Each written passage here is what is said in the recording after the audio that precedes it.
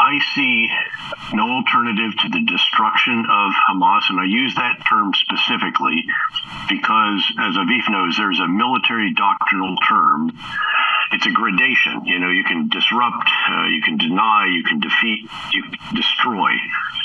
I think that it has to be destroyed. Destruction means, in military terms, that you are rendering an enemy incapable of accomplishing his mission without reconstitution. Keep in mind the reconstitution piece, because this is a huge task for the day after, for the ultimate administration of Gaza. I think that the vision that is announced by the Prime Minister, ultimately with the IDF Chief of Staff by his side and others, should be that to make clear the intent to destroy Hamas and Islamic Jihad, and then to lay out how this has to be done. There is no alternative, I'm sure Aviv will agree, literally to going progressively, methodically through, starting with Gaza City in the north. But ultimately, it's going to have to be the entire area of Gaza over time if it is truly to be destroyed. And there will still be, of course, remnants of Hamas and PIJ that Iran will seek and will try to enable to come back. And so we'll have to focus on that in a moment. I think there needs to be an explanation of how this is going to be done that stresses purity of arms. Again, the Israeli terminology for essentially the Geneva Convention, the laws of land warfare, that has to be stressed. Several of you have noted, again, the growing concern for Palestinian civilians.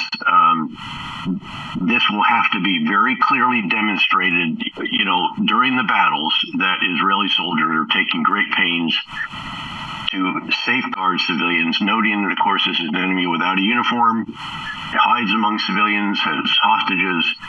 There are going to be suicide bombers. There will be improvised explosive devices. You know all this, booby traps, rooms that blow up, buildings that blow up, etc.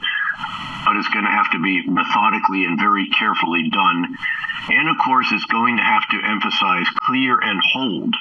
As Aviv knows, if you clear and just go on to the next building and don't leave a sizable force behind, the enemy will re-infiltrate behind you, and you're going to be fighting in 360 degrees. You have to, again, do this very, very methodically and hang on to the areas. And then I would submit that it should begin to rebuild as quickly as is possible. As soon as an area is reasonably safe, there should be a demonstration of the intention to start repairing the damage and destruction. And that leads to another element of the vision, which has to be what life can be like for the Palestinians in Gaza, and I'd submit in the West Bank while they're at it, noting that the domestic political issues in Israel may make this slightly idealistic. But again, we did this when we were carrying out operations to clear Al-Qaeda in Iraq, then the Islamic State, where we'd tell the Sunni Arabs, if you reject them, if you help us against them, I'm not expecting the Palestinians to help you against them, but at least not to actively support them.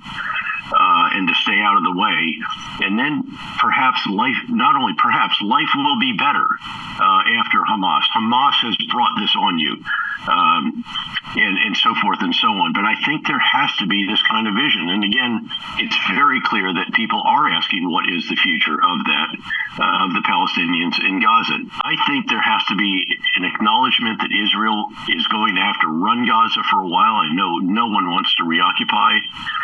I know the challenges associated with that, but I just don't foresee any competent and capable organization coming in, keeping in mind that because of course you're setting out to destroy not just Hamas's terrorist army and the PIJ terrorist army, it's to destroy or dismantle the Palestinian political wing, which has been announced as part of the objective.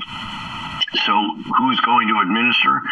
And keep in mind, the administration is not just handing out humanitarian assistance, restoring basic services, starting reconstruction, getting schools, markets, clinics open, and all that. It should be thought about as a counterinsurgency campaign, because in addition to the stability operations, there's going to have to be an intelligence-led effort to ensure sure that Islamic State or the Islamic Jihad and Hamas cannot reconstitute themselves from the remnants that will be left over. And they're certainly going to try to do that.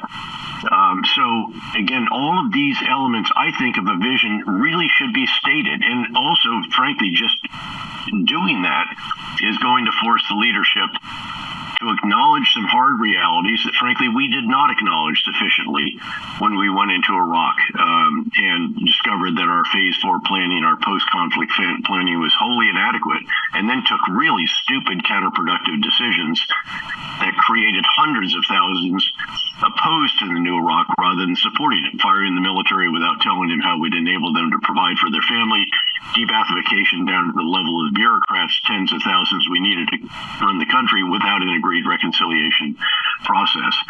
So again, I think these visions are crucial. It just can't, this idea that they've been saying so far that we'll figure it out when we get there, the focus is on the combat operations. For somebody who was there and ended up holding the bag, that doesn't cut it.